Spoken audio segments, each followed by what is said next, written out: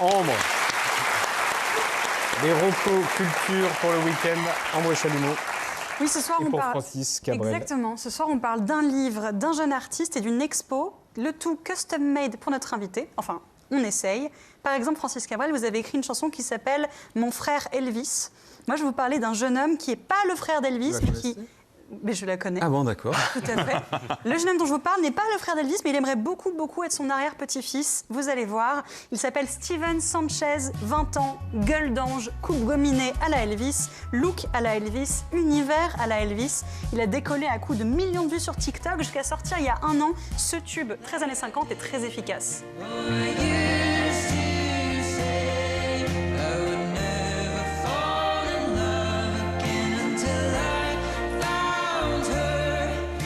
Il récidive régulièrement avec des morceaux de crooner délicieusement anachroniques. Son dernier clip date d'il y a 2 semaines, c'est lui.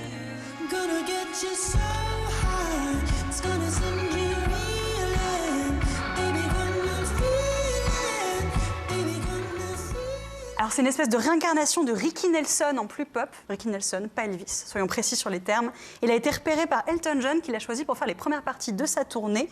Est-ce qu'il est aussi validé par Francis Cabrel? Oui, oui, très très bien, j'adore. Oui, vous tapotiez des doigts. Mais oui, embarqué par le rythme du garçon. Eh bien, une de calée. Validé par Francis Cabrel. Un roman. J'imagine que vous connaissez les fameux néo-ruraux, ces Parisiens qui un jour ont découvert le vrai goût d'une tomate cerise et ont tout plaqué pour aller vivre dans le Midi.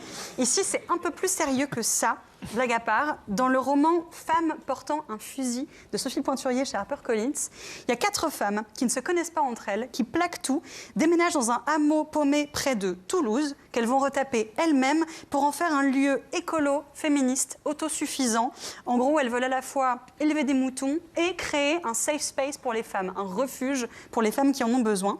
Donc à la fois, c'est intéressant parce que ces femmes, elles ont des âges différents, donc elles incarnent des visions du féminisme différentes. Donc il y a beaucoup de débats, d'idées, de compromis à trouver. C'est rempli de références historiques passionnantes et de références culturelles qui vont de Twin Peaks à Wonder Woman. Mais surtout, ce qui est hyper prenant là-dedans, c'est que dès le début, on comprend que l'utopie a mal tourné. On comprend qu'il y a eu des morts et qu'il y a une enquête policière qui est ouverte pour meurtre. Donc, thème intéressant plus procédé narratif captivant. J'ai adoré. Francis Cabrel, c'est pour vous. Ah, j'adore. Ça se passe pas à Stafford? S'il y a un meurtre, ça m'intéresse. D'accord, c'est à côté de Toulouse. Et une expo pour terminer? Oui, il y a un peintre dont j'ignorais l'existence et que je découvre à la faveur de la rétrospective que le Centre Pompidou lui dédie depuis 7 semaines.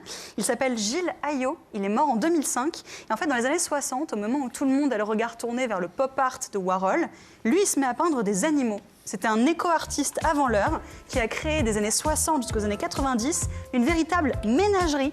Voilà, vous reconnaîtrez par exemple ici un crocodile, mais alors vraiment il y a l'embarras du choix, des ours, des oiseaux, des éléphants.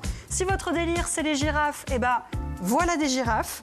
Il représente les animaux tantôt dans leur habitat naturel, tantôt en cage, car il explique que ce qu'il peint, c'est pas tant les animaux que notre rapport avec eux, avec un regard assez critique, un regard qui parlera peut-être à l'auteur de la célèbre chanson La Corrida, qui se demande si ce monde est sérieux. Qu'est-ce que j'aime cette chanson. Les animaux de Gilles Ayot, c'est au Centre Pompidou de Paris. Il y a un catalogue très beau qui est aussi pour vous. Mais c'est super, merci beaucoup. Merci Ambre.